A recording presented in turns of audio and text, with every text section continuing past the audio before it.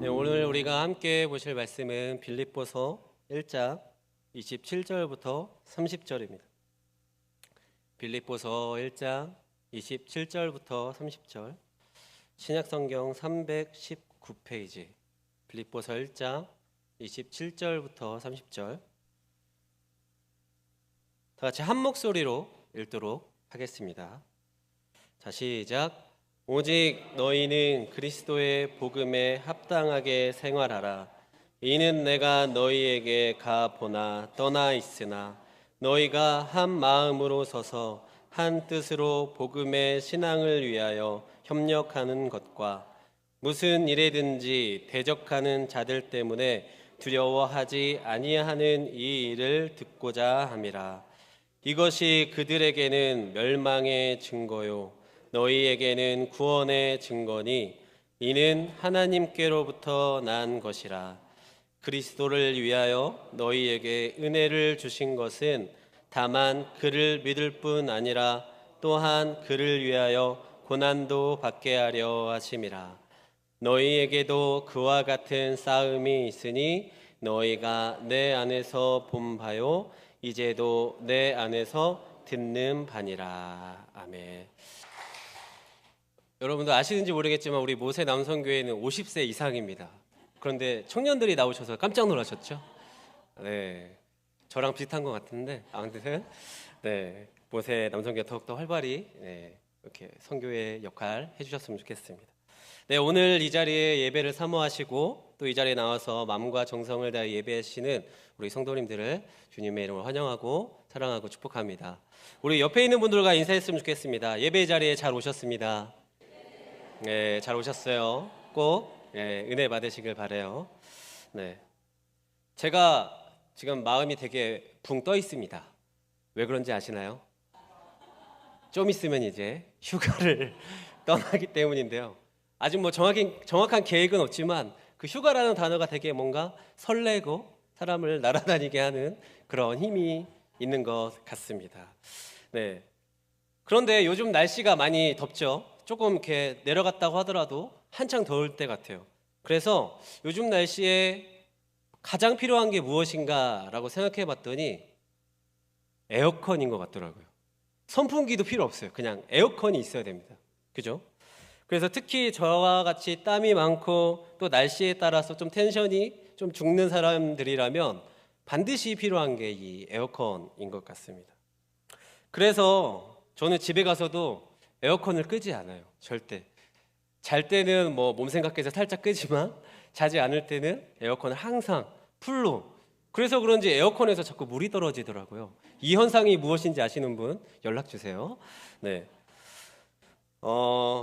그래서 요즘 제가 가장 좋아하는 장소가 있습니다. 그 장소가 어딜까요? 네, 교회예요, 교회. 교회 중에서도 사무실. 그래서 평일에 이렇게 나와가지고 사무실에서 에어컨 이렇게 시원하게 이렇게 바람 맞으면서 뭐 일도 하고요, 또 개인적인 일도 하고 할 때 너무너무 가장 행복한 장소로 꼽을 수 있을 것 같습니다. 그런데 오해하시는 분들이 계신데 이거 지금 김 목사 그 전기세 낭비하는 거 아니야? 혹시 이런 오해하시면 안 돼요. 저희 교회는 태양열이 있어서 그 평일 낮에는 전력이 넘쳐 흘러가지고요. 에어컨 켤 수 있는 거니까 절대 낭비한다고 생각하지 않으셨으면 좋겠습니다. 또 한편으로는 뉴스를 보니까 이 뜨거운 날씨에 집에 에어컨이 없고 또 있다고 해도 전원을 켜지 못하는 어르신들과 혹은 취약계층들이 많이 큰 일을 당하고 있는 것 같더라고요. 되게 몸이 처지고 또 입맛도 없고 이래서 점점 시름시름 앓다가 그냥 이렇게 천국 가시는 이런 분들이 상당히 많다고 뉴스에서 보았습니다. 나라에서는 계속 재난문자 보내고 있잖아요. 집에 가만히 계셔라, 밖에 더우니까. 그런데 집에 가만히 있으니까 또 이런 일이 또 생기는 아이러니한 일들이 발생하는 것 같습니다. 그러니까 우리는 밖으로 나가서 이제 돌아다녀야 돼요. 그러면 우리 더위를 피해서 어디로 갑니까? 옛날에는 뭐 은행이나 뭐 뭐 다른 카페나 이런 데 가실 수 있었겠지만, 지금 우리는 뭐 나라에서 운영하는 무더위 쉼터라는 곳들이 여러 군데 있는 걸로 알고 있어요. 그래서 그곳에도 가고 뭐 어르신들 회당 뭐 이렇게 그런 집회 장소 뭐 이렇게 와서 그런 데서도 지내시죠. 그런데 우리 교회에서도 무더위 쉼터가 있는 거 알고 계신가요? 한 분 알고 계시네요. 그 담임 목사님 광고도 하시고 하셨는데, 저희 교회에서도 평일날 오전 10시부터 오후 6시까지 무더위 쉼터를 운영해요. 초등부실에서 하는데, 지금까지 많은 분들이 왔다 가셨으면 좋겠지만 한 분도 안 오셨다 가신 것 같아요. 집에 다들 에어컨이 잘 나오시나 봐요. 그렇죠? 네. 이럴 때 같이 모여가지고 얘기도 하고 규제도 하면 참 좋을 텐데. 그리고 또 이렇게 무더위 쉼터에 오시면 특전이 있습니다. 어떤 특전이 있을까요? 우리 사역자들이랑 같이 밥 먹을 수 있는 특전이 있어요. 웃으시는 분들 잘 기억할 거예요.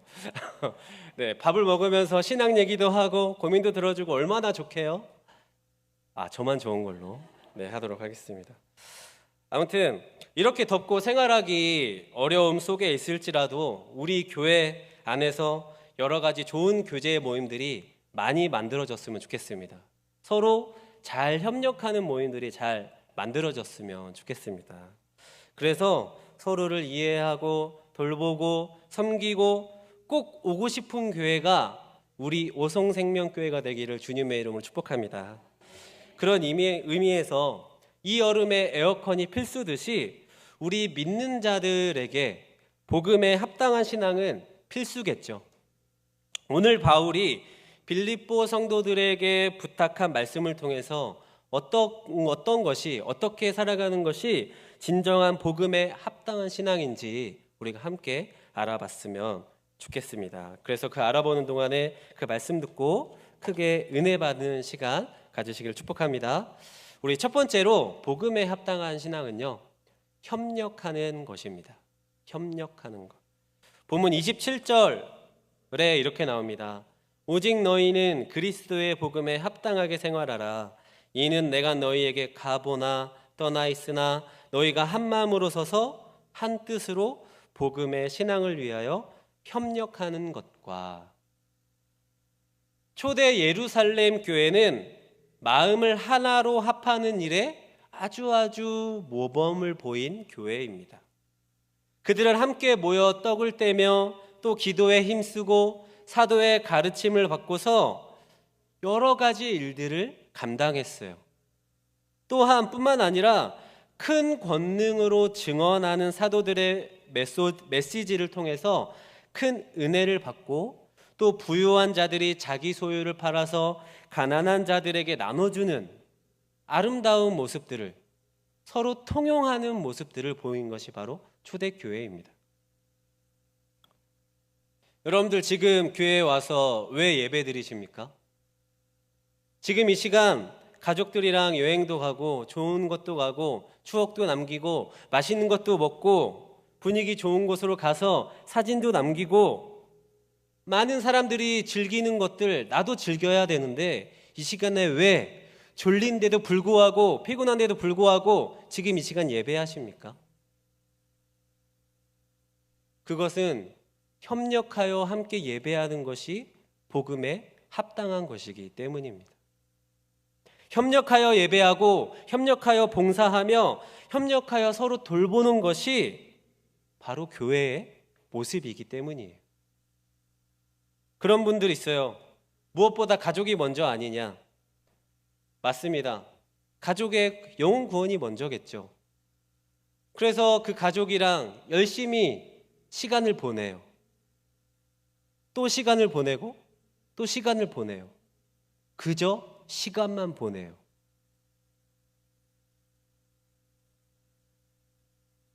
그분들과 영혼 구원을 해야 되는데 가족과 그냥 어디 놀러 가거나 그냥 시간을 죽이는 것밖에 안 해요. 그게 무슨 그 가족의 영혼 구원을 위한 일입니까? 아니에요. 우리가 믿는 복음에서 말하는 신앙은요, 나를 희생하는 것을 전제로 얘기해요. 나를 희생하는 것을 먼저 전제로 이야기합니다. 그런데 가족 구원이라는 명분 아래에 그저 시간을 보내다 오는 것에 어떠한 희생이 있을까요? 여러분들 잘 생각해 보셔야 됩니다. 가기 싫은데 내가 억지로 그 가족을 데리고 그냥 가는 거예요? 아니면 내 물질이 나가니까 희생한다고 할 수 있을까요? 아니요. 우리는 잘 생각해 봐야 됩니다. 가족 구원을 위해 노력한다고 하면 그 가족을 위해 기도하고 그 가족이 필요한 것을 채워주고 그 가족을 이해하고 사랑으로 돌보려고 해야지, 그저 그냥 그 가족과 함께하는 게 그게 영혼 구원의 시작이 아니다라는 것입니다. 나를 통해 그 가족에게 나의 모습이 하나님의 모습으로 비춰지게끔 하는 것이, 그것이 정말 가족 구원이라는 거예요. 그냥 세상 사람들과 같이 똑같이 놀고 똑같이 즐기고 똑같이 시간 보내는 게 그게 가족 구원이 아니다라는 말입니다. 우리는 세상 사람들과 구별하여 살아가야 됩니다. 구별되어 살아가야 한다고 많이들 들으셨을 것입니다. 어떻게 구별되어 살아가고 계십니까?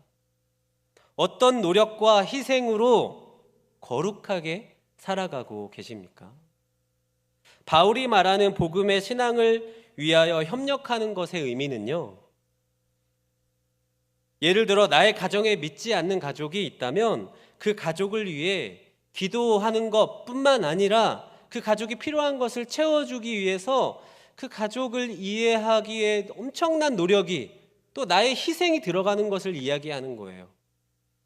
그냥 보고 그냥 말로만 축복해, 건강해, 잘 될 거야 하는 것이 아니라 직접적으로 나를 희생하여 도와주는 것을 말하는 겁니다. 돌보는 것, 섬기는 것, 그것이 바로 바울이 말하는 합당한 복음의 신앙이에요. 그런데 아이러니한 것이 있죠. 어떤 것일까요? 내가 가족을 전도하기 너무 어렵다는 거예요. 왜 어렵습니까? 나의 민낯을 너무 잘 알고 있기 때문에, 나의 평소 생활을 너무도 잘 알고 있기 때문에, 내가 부끄럽기 때문에 그 가족이 나의 말을 듣습니까? 그 복음의 말씀을 들어요? 잘 못 듣죠. 들은 채 많지, 본 채 많지. 너무도 안타까운 그런 일들이 발생하고 있어요, 우리들의 삶에. 그렇게 복음을 전하려고 해도 나의 민낯을 다 너무도 잘 알고 있는 그 가까운 사람, 그 사람 때문에 마음에 상처를 입죠. 아, 내가 이렇게 열심히 복음을 전하려고 했는데 들어주지 않아. 이건 하나님의 뜻이 아닌가 봐. 착각하지 마세요. 그게 아니라니까요. 그럴 때 우리는 한마음 한뜻으로 공동체라고 불리는 우리 교회와 함께 해야 그 모든 것들이 해결할 수 있을 거예요. 이 오송생명교회에서 모인 것이 우연이 아니다라는 말입니다. 서로 협력해서 함께 문제를 해결하고 함께 고민을 해결하고 함께 어려움을 헤쳐나가라는 거예요.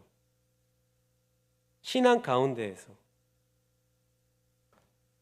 복음의 신앙을 가지고 살아가는데 문제가 있고 고난이 있으면 우리 공동체와 함께 협력하여 그것을 이겨내시길 바랍니다. 정말로 함께 이겨내시길 바라요. 나 혼자서는 안 돼요. 절대 안 돼요. 함께 해야 돼요. 그런데 또 한 가지 걸리는 게 있죠. 너무 부끄러워요. 나의 어떤 문제나 또 나의 이 현재 상황들을 또 얘기하려고 보니까 그런 관계가 안 돼 있는 거예요. 그러니까 얘기하지 못하고 그것도 그게 반복되는 거죠. 너무도 안타깝지 않습니까? 그러니까 애초부터 서로 관계를 잘 맺어놓고 서로가 서로에게 기도로 부탁하는 사이, 서로 돌보며 섬기는 사이가 되어야 된다는 거죠. 뭐 안에서? 복음 안에서, 신앙 안에서 그런 관계들을 잘 맺어가시기를 주님의 이름으로 축복합니다. 서로 헐뜯지 말고요. 서로 불평하지 말고요. 너무도 안타까운 일들이 많이 있습니다. 아까도 말씀드렸지만 복음의 신앙은 뭐를 전제로 한다고 했습니까? 나를 희생하는 것을 전제로 한다고 했습니다. 그것이 정말 값지고 의미 있는 복음이에요. 나를 희생하여서 한마음 한뜻된 공동체에게 협력을 구하는 거예요. 협력을 구하는 것. 물론 우리 공동체 안에서는 그렇게 여러 가지 일들을 다 안다고 해서 또 다른 사람에게 얘가 이랬대, 얘가 저랬대, 저 사람이 저랬대 이렇게 옮기지 말아야겠죠. 세상 사람들과 똑같이 살아가는 거예요. 그럼 그 사람들을 품어주고 용납하고 용서할 수 있는 마음이 있어야지. 그것을 또 다른 사람들을 전해서 그 사람이 안 좋게 보이게 만드는 그런 일들이 일어나서야 되겠습니까? 마음은 열고 나의 마음을 오픈할 수 있는 그런 우리 교회가 되었으면 좋겠어요. 정말로. 그래서 우리 교회 오더라도 정말 내가 부끄러운 일을 하고 당했지만 그 부끄러운 것이 여기서는 감싸 안아줄 수 있는 교회, 정말로 아름다운 교회가 우리 교회가 되기를 간절히 바랍니다. 협력이라고 하면 또 어렵게 생각하실 수가 있어요. 그죠? 근데 너무 어렵게 생각하지 않으셨으면 좋겠습니다. 문제를 해결해 주면 너무너무 좋죠. 누가 문제가 있는데 그 문제를 나 혼자 그냥 해결해 주면 너무 좋아요. 그런데 그렇지 못하다면 그 사람의 이야기를 들어주고 또 그 사람에게 공감하고 또 이해하고 또 함께 울어주는 것만 해도 큰 협력이 될 수 있다는 거예요. 거봐, 내가 저러니까 큰일 날 줄 알았어. 이렇게 손가락질하는 것이 아니라 괜찮니? 잘 될 거야. 하나님이 너랑 함께 하셔. 이렇게 위로해주고 소망 가운데 있는 것 너무 좋지 않습니까? 그러므로 우리 성도님들의 신앙에 협력하는 희생을 통해서 합당한 복음을 소유하시는 은혜가 있기를 주님의 이름으로 축복합니다. 두 번째로 복음에 합당한 신앙은 대적을 두려워하지 않는 것입니다. 본문 28절에 이렇게 나옵니다. 무슨 일에든지 대적하는 자들 때문에 두려워하지 아니하는 이 일을 듣고자 함이라. 이것이 그들에게는 멸망의 증거요 너희에게는 구원의 증거니 이는 하나님께로부터 난 것이라. 아멘. 우리 속에서 착한 일을 시작하신 그 하나님께서는 그리스도 예수의 날까지 그 일이 틀림없이 이루어지게 하실 것입니다. 그러므로 복음을 위해 사는 사람들은 주님의 약속을 믿어야 하고 또 대적들의 어떠한 공격과 또 시기와 질투에도 두려워해서는 안 돼요. 왜요? 우리 주님이 이 세상을 승리하셨기 때문입니다. 주님은 이렇게 말하십니다. 요한복음 16장 33절에 이것을 너희에게 이르는 것은 너희로 내 안에서 평안을 누리게 하려 함이라. 세상에서는 너희가 환난을 당하나 담대하라. 내가 세상을 이기었노라. 아멘. 복음을 전할 때 반드시 고난과 환난이 옵니다. 반드시 와요. 없으면 그거는 복음 전하는 게 아니에요. 복음을 전할 때는 반드시 고난과 환난이 와요. 왜냐하면 세상은 복음을 거부하고 배척하기 때문입니다. 그럴 때 복음에 합당한 신앙을 가진 사람들은 그 배척당함과 고난받음을 어떻게 해요? 두려워하지 않아요. 오히려 기뻐해요. 오히려 감사해요. 왜요? 주님이 이미 세상을 이기셨기 때문에, 주님이 함께 하실 것이기 때문에. 흔한 말로 우리는 그저 주워 먹기만 하면 되는 거예요. 거기서 이걸 어떻게 주워 먹어야 되는지, 또 우리가 손으로 집어 먹어야 되는지 젓가락으로 집어 먹어야 되는지 아니면 바람을 후후 불어서 집어 먹어야 되는지 고민할 필요가 없단 말이에요. 그냥 주님이 말씀하신 것 그대로 하면 돼요. 다른 무가치한 것들 다 버려도 돼요. 주님이 그냥 먹으라고 하신 것 그냥 먹으면 돼요. 다른 것들은 다 나중 문제예요. 복음에 합당한 신앙은 다른 말로 믿음은 나아갈 바를 알지 못하고 나아가는 것입니다. 히브리서 11장 8절에 이렇게 나옵니다. 믿음으로 아브라함은 부르심을 받았을 때에 순종하여 장래의 유업으로 받을 땅에 나아갈새 갈 바를 알지 못하고 나아갔으며. 지금 아브라함은 하나님께 부름받은 상황이에요. 그런데 하나님이 어디로 가라고 하는지 말씀 안 해주셨어요. 그냥 가라라고 하셨어요. 그냥 가라고 했을 때 아브라함은 그 말씀에 순종했어요. 하나님, 제가요 몇 보 옆으로 이렇게 가고요, 또 어디 지역에 들렸다가 어떻게 갈게요, 이렇게 했나요? 아니요. 하나님 그냥 가라고 하니까 그냥 나아갔어요. 그 앞길을 하나님께서 인도해 주실 것을 믿었기 때문에, 순종했기 때문에. 신앙생활할 때 착각하는 게 뭐냐면, 내가 다 계획해 놓고 그 계획대로 되지 않으면 불평불만한다는 것입니다. 하나님께, 하나님 왜 이거 안 해주세요, 그렇게 불평불만한다는 거예요. 우리가 가야 할 믿음의 길은, 신앙의 길은요, 그런 것이 아닙니다. 고향을 떠나 아무런 갈 바를 알지 못하고 하나님의 말씀대로 그냥 출발 먼저 하는 것, 그것이 믿음이에요. 누구를 의지하고 믿기 때문에 그렇게 할 수 있어요? 하나님이 인도하실 것임을 믿기 때문에 그렇게 할 수 있다는 거예요. 우리는 아무런 생각할 필요 없습니다. 아무런 계획할 필요 없어요. 이 얼마나 큰 은혜입니까? 지금도 이 자리에서 예배하는 것 얼마나 큰 은혜예요. 우리 앞길을 예배하시는 하나님께서 다 준비해 놓으셨다잖아요. 그러니까 이렇게 할까 저렇게 할까 고민할 필요 없습니다. 하나님께 가장 먼저 나와서 물어보세요. 하나님께 기도하세요. 하나님께 엎드리세요. 하나님께 부르짖으세요. 그래서 하나님께 답을 얻으시기 바랍니다.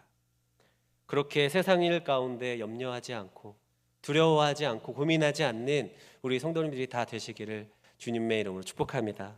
마지막으로 세 번째, 복음에 합당한 신앙은 고난도 함께 받는 생활을 하는 것입니다. 본문 29절 같이 읽어볼까요? 시작.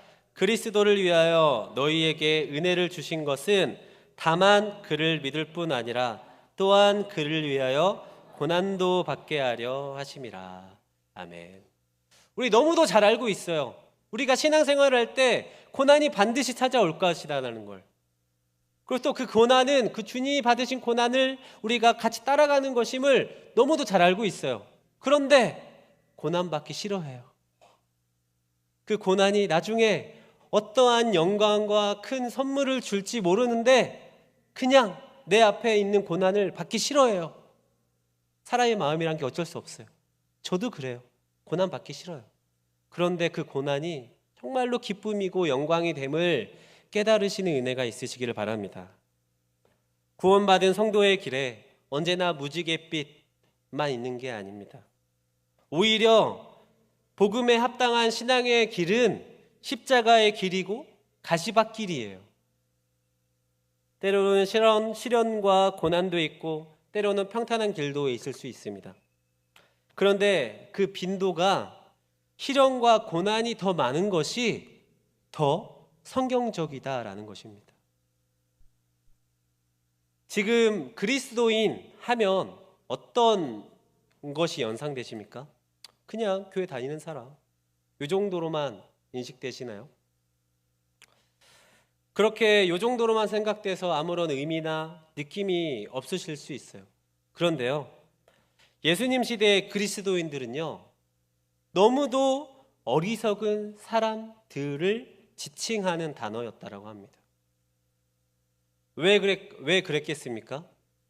헬라인들이 볼 때 너무도 불명예스럽고 추악하고 잔인한 십자가형을 받은 사람을 믿고 따른 사람들이 그리스도인들이었기 때문이에요. 그리고 또 유대인들이 볼 때 하나님을 자기의 아버지라고 부르는 신성 모독하는 사람을 따른 사람들이 그리스도인들이었기 때문에 너무도 한심하고 정신 나간 사람들이 예수님 시대에는 그리스도인이라고 불렸다라는 것입니다. 그래서 그들을 조롱하는 의미로 그리스도인이라고 불렸대요. 그리고 그렇게 고난받고 박해받고 죽임당하면서도 예수님을 부정하지 않은 사람이 그리스도인들이었어요. 그렇게 고난받으면서도 예배를 드렸어요.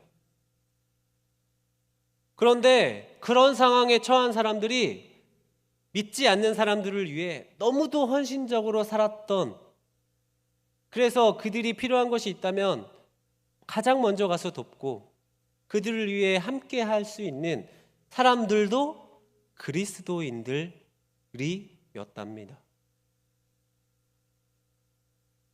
세상 사람들이 볼 때 남부럽지 않는 나보다 그 박해받고 고난받는 그 그리스도인들이 더 기쁨으로 사는 거예요.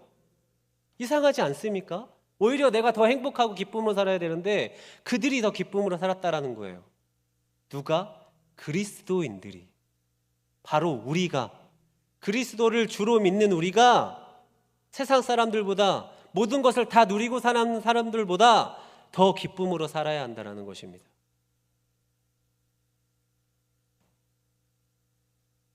따라서 복음에 합당한 신앙을 가진 우리 그리스도인들은 그리스도 예수를 위해 고난도 함께 받을 것을 각오하지 않으면요, 항상 실족하게 되어 있어요. 항상 깔아지게 돼 있어요. 그러니까 우리 성도님들 마음 잘 지키시기를 바랍니다. 누가 뭐라고 해도 마음 지키는 것이 최고예요. 그리고 마음을 지키면서 우리가 함께 해야 하는 것이 바로 예배입니다. 예배에 관해서는요, 물러섬이 없어야 돼요. 가끔 여러 가지 일들이 있기 때문에 예배를 빠지시는 분들이 있죠. 잘 한번 생각해 보세요. 내가 이것 때문에 이 일보다 이 예배가 더 의미가 없는 것일까? 생각해 보세요. 잘 생각하고 행동하셔야 됩니다. 그 한 번을 통하여서 나의 마음에 정말 사탄이 들어올 수 있다는 말이에요. 정말 그 한 번의 정말 잘못된 선택으로 인해서. 무엇보다 예배하시기를 즐겨하시기를 바랍니다. 무엇보다 기도하기를 즐겨하시기를 바랍니다. 무엇보다 우리가 함께 생활하며 복음에 합당한 신앙을 가지시기를 즐겨하시는 우리 성도님들 되시기를 간절히 바랍니다. 그래서 우리의 예배와 기도도 꼭 지켜나갔으면 좋겠어요. 몸이 힘들어서 예배 못하겠다고 하시는 분들도 있죠. 오케이, 좋아요. 힘들어서 못할 수 있죠. 그런데 그 자리에서라도 예배해야죠. 어떻게 예배해요? 기도하면서 마음에 주님을 향한 마음을 품고 기도하셔야 되죠. 또 바빠서 시간이 없어서 예배 못 하신다는 분들이 있어요. 오케이, 바빠서 예배 못 하실 수 있죠. 그런데 그 곳에 있는 곳에 가서 예배자로 살아가시기 바랍니다. 꼭 나오라고 하지 않을게요. 근데 그 자리에 가서 예배자의 삶으로 살아가시길 바라요. 그렇게 복음에 합당한 것으로 나를 희생하여 영원한 것을 바라보며 살아가시는 우리 성도님들이 되시기를 주님의 이름으로 축복합니다. 말씀을 맺겠습니다. 사랑하는 오성생명교회 성도 여러분, 오늘 말씀이 어떤 분에게는 불편하게 느끼실 수도 있을 거예요. 그죠? 불편할 수 있어요. 그러나 우리가 정말로 중요하게 생각해야 될 것은 복음에 합당한 삶이 어떤 것인지를 끊임없이 생각하고 그 생각대로 우리의 마음에 감동이 오는 대로 살아가야 한다는 거예요. 잊지 말아야 한다는 거예요. 언제까지 세상에 지면서 또 회개하고 또 회개하고 또 회개하고 그렇게 살아갈 것입니까? 언제까지 내 맘대로 되지 않는다고 내가 듣기 좋은 말씀만 뽑아서 찾아다니실 것입니까? 마음의 불편함도 겪어야 돼요. 신앙인이라면. 거룩한 부담감을 좀 가지시기를 바랍니다. 특히 우리 이 사랑 많은 교회는 부담감이 많이 없잖아요. 그렇죠? 여러분들도 다 아실 거예요. 뭐 이렇게 강요하지 않아요. 부담감이 없어요. 그럼에도 불구하고 거룩한 부담감을 가지시기를 바랍니다. 서로에게 거룩한 부담감을 가져서 서로에게 본이 되시는 우리 성도님들이 되시길 바랍니다. 그게 바로 복음에 합당한 신앙이에요. 너무도 귀한 것, 귀한 신앙을 우리 밑에 세대에게, 다음 세대에게 물려줄 수 있는 것, 그것이 정말 귀한 것입니다. 그래서 더 열심히 살아야 돼요. 더 잘 살아야 돼요. 더 무언가를 배우고 또 말씀을 잘 깨닫고 그 깨달은 말씀대로 살아내려고 노력해야 돼요. 그러기에 나 혼자 신앙생활을 하는 것이 아니라 옆에 있는 사람과 같이 협력하여 신앙생활해야 돼요. 그래야 우리가 더욱더 잘 살아갈 수 있어요. 복음에 합당한 신앙으로. 복음에 합당한 신앙과 또 믿음은 나를 희생하는 것 반드시 기억하시기 바랍니다. 오늘 말씀에서 그것만 기억하시면 돼요. 어떤 것에 선택의 기로에 있을 때 내가 복음에 합당한 신앙으로 어떤 것을 희생해서 할 수 있는가, 그것을 가장 먼저 기억하시기 바랍니다. 나의 의를 드러내지 말고, 교만하지 말고, 나의 정욕을 위해 살지 말고, 주님을 위해, 주님의 나라를 위해, 하나님의 나라를 위해 살아가시는 우리 귀한 성도님들이 다 되시기를 주님의 이름으로 축복합니다. 이 시간 함께 찬양하도록 하겠습니다. 우리 찬송가 516장 같이 찬양하면서 헌금 시간 갖도록 하겠습니다.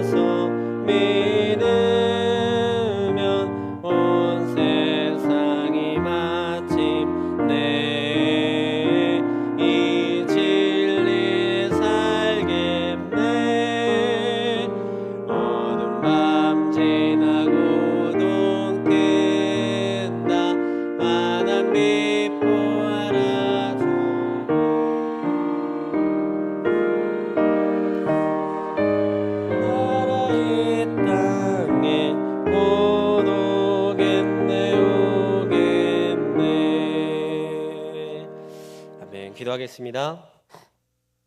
우리와 함께 하시며 사랑이 많으신 하나님 아버지, 지금 이 시간 하나님께 예배하여 기도하게 하심을 감사드립니다.